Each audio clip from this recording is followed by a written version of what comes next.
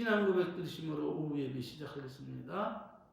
전능하사 천지를 만드신 하나님 아버지를 내가 믿사오며 그 외아들 우리 주 예수 그리스도를 믿사오니 이는 성령으로 잉태하사 동정녀 마리아에게 나시고 본디오 빌라도에게 고난을 받으사 십자가에 못 박혀 죽으시고 장사한 지 사흘 만에 죽은 자 가운데서 다시 살아나시며 하늘에 오르사 전능하신 하나님 편에 앉아 계시다가 저리로서 산 자와 죽은 자를 심판하러 오시리라.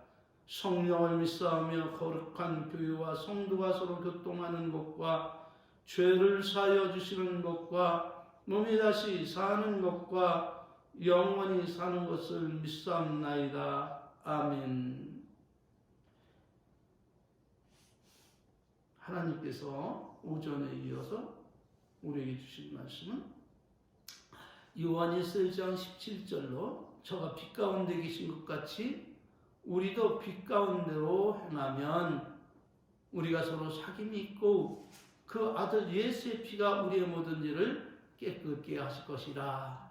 이렇게 선언하시는 하나님의 말씀을 통해서 우리가 받아야 할 기원이 무엇이냐? 예수님과 사귀며 살아가기를 원한다면 예수님께서 빛 가운데 계신 것 같이 우리도 예수님을 따라 섬기며 그의 계명대로 힘써 행함으로 그리스도로 옷 입고 우리가 빛 가운데 행하여 우리 예수님과 사귐이 있다는 것을 가르치고 있음을 믿으시길 바랍니다. 그러므로 변함없이 그리스도와 사귀며 살아갈 수 있는 삶의 비결이 무엇인가 하면 첫째로 오늘 스스로 속고 살지 말자는 거예요. 다시 말하면 내가 이렇게 살아도 내가 내 뜻대로 살아도 하나님이 이해하시고 주님께서 나를 용서해 주시고 그 아름다운 나라로 인도해 주시고 나를 당신의 양으로 받아주시겠지 하는 이런 착각 속에 살아가면 안 됨을 믿습니다. 스스로 속이지 말고 스스로 속지도 말아야 됨을 성경은 가르치고 있어요. 예수님과 사귀어 살려면은 철저히 예수님께서 우리에게 원하시고 바라시고 기뻐하시는 삶이 무엇인가를 우리가 깨달아야지만이 그것을 알고 그것을 향하고 그걸 실천해야지만이 우리는 예수님과 함께 진리의 길을 동행할 수가 있게 된다는 사실을 깨달아 알기를 바랍니다. 그러니까 우리는 날마다 하나님 안에서 내 자신이 하나님 뜻대로 살지 못한 부분에 대해서 나는 그것이 죄임을 깨닫고 그때마다 우리는 주님 앞에 나가서 회개하고 그때마다 자신이 죄인 된 그런 인생임을 깨달아 알아야 한다는 것입니다. 만약 우리가 이런 삶을 살지 아니하고 죄가 있음에도 죄가 없는 척 스스로 속이고 살아가게 된다면은 우리는 결코 진리 안으로 들어갈 수도 없고 우리는 진리의 길로 나갈 수도 없게 된다는 것을 알아야 된다는 것이에요. 두 번째로 우리가 예수님과 사귀며 살려면은 자신이 죄인임을 자각하고 그 죄를 예수님께 고백하라는 거예요. 예수님께 나의 죄를 고백하고 자백하고 이렇게 예수님께 용서하는 마음을 받지 않는다면 우리는 결코 예수님과 사귈 수 없게 됨을 믿으시길 바랍니다. 요한일서 1장 9절에서 사도 요한은 우리에게 이렇게 가르치고 있습니다. 만약 우리가 우리 죄를 자백하면 저는 미쁘시고 의로우사 우리 죄를 사하시며 모든 불의에서 우리를 깨끗게 하실 것이다. 예수님은 빛 가운데 계심으로 어둠이 조금도 없으신 분이에요. 그러므로 우리가 죄를 질 때마다 우리는 그 죄가 우리를 어둠 가운데로 인도하기 때문에 우리는 결국 하나님 앞에 나아갈 수도 없고 가까이 할 수도 없게 되는 것이죠. 그런데 우리가 우리의 죄를 숨기지 아니하고 예수님께 자백한다면, 시인한다면, 용서를 구한다면 예수님은 의로우신 분이고 예수님은 국률이 풍성하신 분이시기 때문에 우리의 모든 죄를 나무라고 그것을 갖다 책망하기보다는 우리의 모든 불의를 예수님께서 깨끗게 하심으로 인해서 우리로 하여금 주님께 가까이 나갈 수 있는 빛에 거할 수 있도록 은총을 베풀어 주신다는 말씀입니다. 그러므로 세례 요한은 이렇게 증거를 하고 있어요.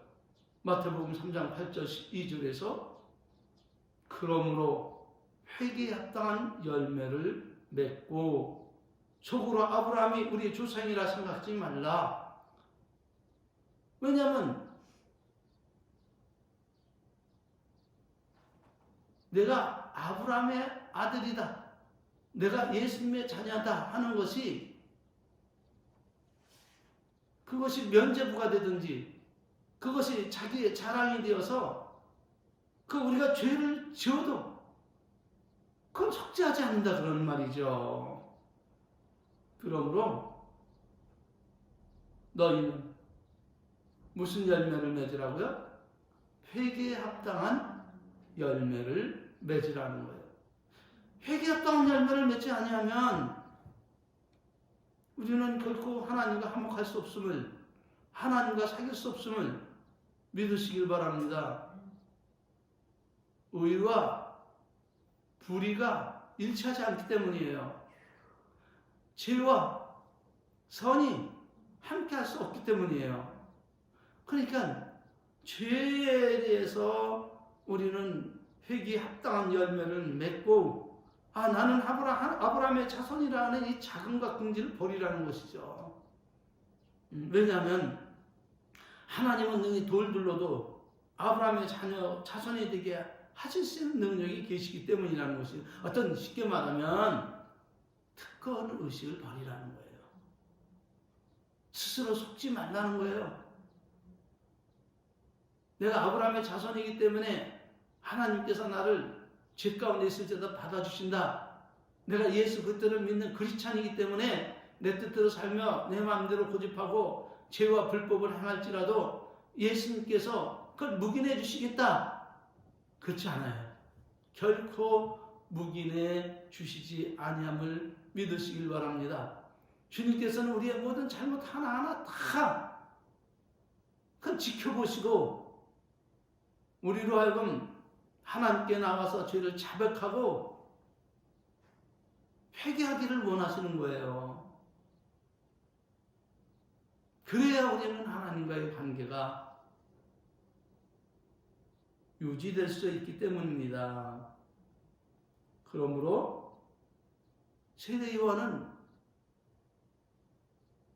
자기 마음과 뜻대로 살아가고 불법과 탈법을 행하며 그 형식적인 신앙을 가지고 살아온 저 이스라엘 자손들을 향해서 이렇게 외치는 거예요. 이미 도끼가 나무 뿌리에 놓여 있으니 좋은 열매 맺지 아니하는 나무마다 지켜 불에 던지리라. 도끼가 나무 뿌리에 놓였다 하는 것은 이유가 까닭없이 거기다가 도끼를 갖다 놓겠습니까? 분명한 의도와 목적이 있어서 도끼를 그 나무에다 갖다 놓은 것이죠. 그런데 그 목적과 의도는 아름다운 열매를 맺지 아니하는 나무마다 찍어서 불에 던지기 위함이라는 것이죠. 세상 끝날에도 이와 같은 결과가 벌어짐을 경고하고 있음을 믿으시길 바랍니다. 그러면서 그는 나는 너희로 회개하기 위하여 물로 세례를 주거니와 내 뒤에 오시는 이는 나보다 능력이 많으시니 나는 그의 승리를 들기도 감당치 못하겠노라. 그는 성령과 불로 너에게 세례를 주실 것이요 손에 키를 들고 자기의 타작마당을 청하게 하사 알고 건모와 곳간에 들고 쭉정이는 꺼지지 않는 불에 태우시리라. 심판하신다 하는 그러한 경고임을 믿으시길 바랍니다. 세 번째로, 하나님과 사귀어 살기 위한 비결이 무엇이냐? 그것은 다름 아닌 하나님께서 말씀하시고 하나님이 가르치는 모든 말씀은 다 옳은 것으로 생각하고, 다 옳은 것이니까요. 그 말씀에 비춰보면서 자기가 그 말씀에 비춰서 잘못된 부분은 다 죄임을 알고 하나님께 나가서 자기 죄를 자복하고 회개하라는 거예요. 만약에 죄가 없다, 왜 나는 죄 없는데 이런 일이 벌어지고 있는가, 이렇게 반문하고 의심한다면 그거는 우리를 의의 길로 인도하시고 복된 길로 인도하시는 하나님에 대한 도전이요, 하나님을 믿지 못하겠다는, 쉽게 말하면 하나님을 거짓말하는 자로 만드는 그 행위라는 사실을 잊지 말아야 된다는 거예요. 요한일서 1장 17절에서 그는 말합니다. 만일 우리가 범죄하지 아니하였다 하면 하나님을 거짓말하는 자로 만드는 것이니 또한 그의 말씀이 우리 속에 있지 아니하리라. 나는 범죄하지 않았어. 내가 선악과를 따먹은 것은 내가 한 것이 아니야. 그것은 저 사단이 나를 게임으로 내가 따먹었을 뿐이지 나의 본심은 그렇지 아니했어. 그러니 나는 이 선악과를 따먹은 죄에 대해서 나는 책임질 수 없어.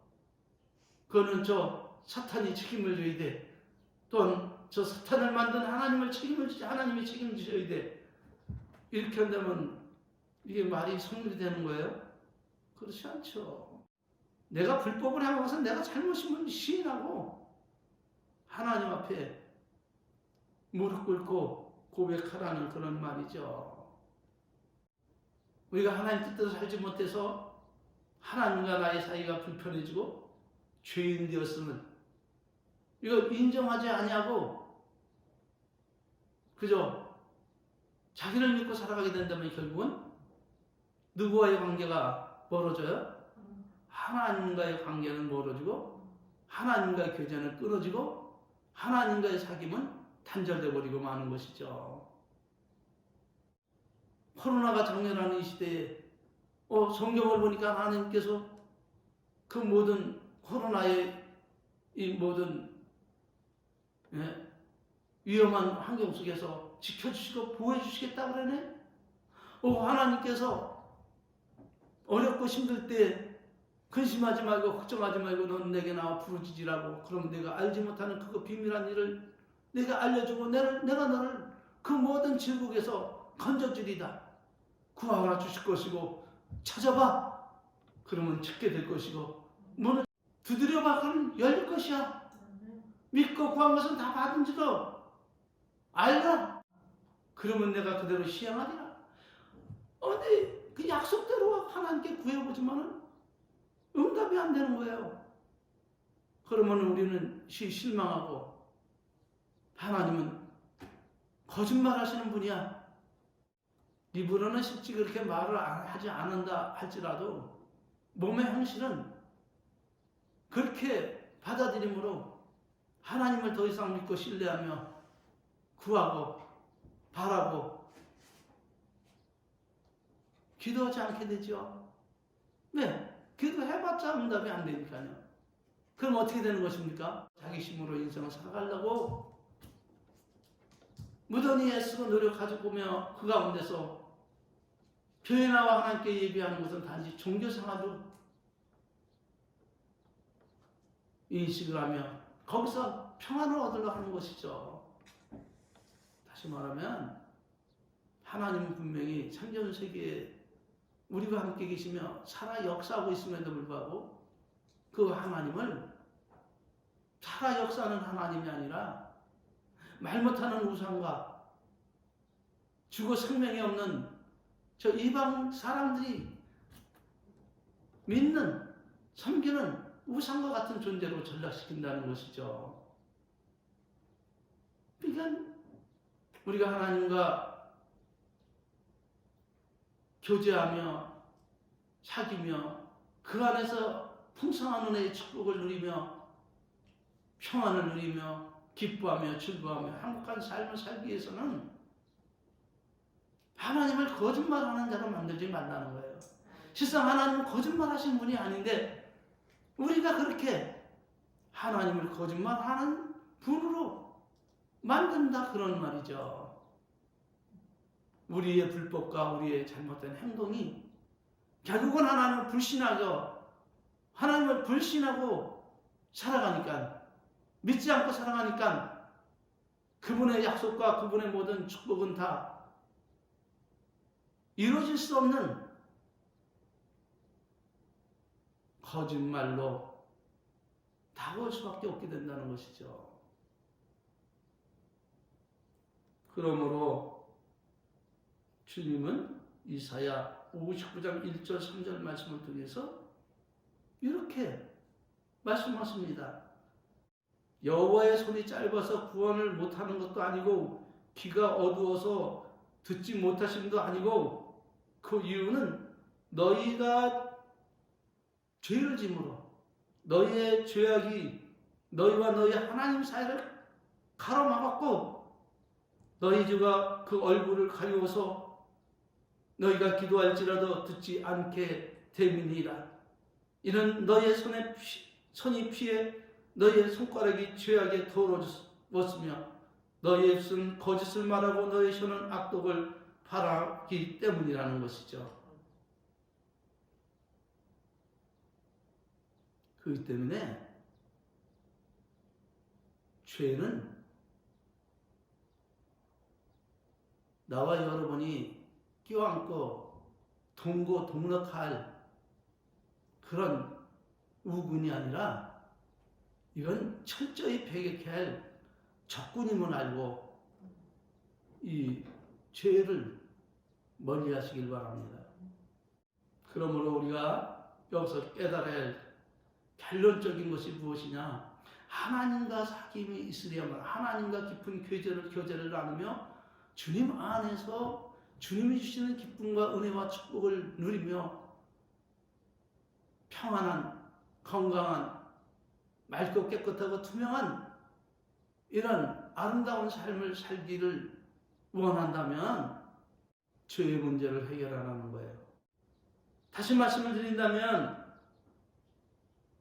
하나님과 사귐이 깨어지는 이유는 죄와 불순종을 함으로 인해서가 아니라 회개하고 그 길에서 돌이키지 않아서 하나님과의 그 아름다운 관계가 깨어지고 삶에는 고통과 아픔과 시련이 닥쳐와 결국은 멸망으로 인생을 마치게 된다는 그런 말씀입니다. 그러므로 주님은 끊임없이 우리에게 말씀하고 있는 거예요. 요한계시록 3장 19절에서 물은 내가 사랑하는 자를 책망하여 징계하노니 그러므로 내가 열심을 내라 회개하라. 아멘.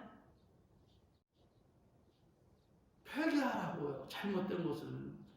하나님의 관계가 깨어지는 이유가 남편과 아내 사이가 불편해지고 사귐과 교제가 깨어지는 이유는 잘못됨을 인해서가 아니라 그 잘못된 길에서 회개하고 돌이키지 않아서 결정적인 그 문제가 발생한다는 사실을 우리는 알아야 된다는 거예요.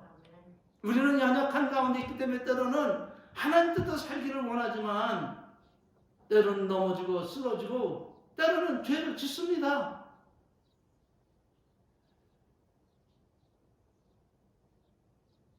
물론 죄를 안 짓는 것이 더 유익한 것이지만 인생이 연약해서 어쩔 수 없이 넘어질 수밖에 없어요. 어찌할 수밖에 없어요. 어찌할 수밖에 없는 가운데 처할 수밖에 없어요. 그럴 때는